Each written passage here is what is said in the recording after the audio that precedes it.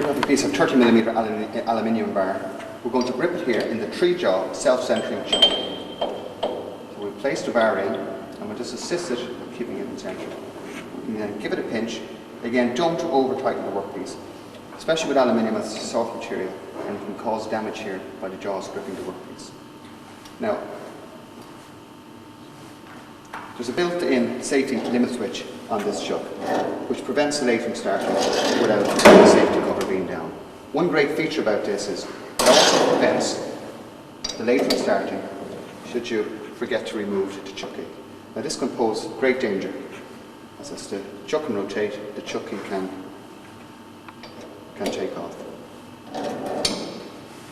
Remove the chucking, close, and you can hear the limit switch engaging the motor contacts.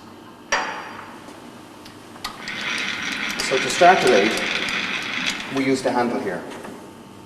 So down, we'll turn the lathe in the manual direction.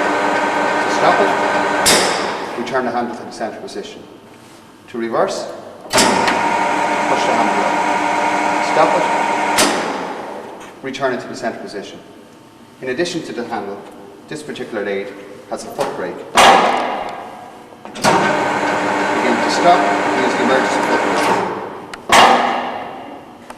Return the handle to the centre position.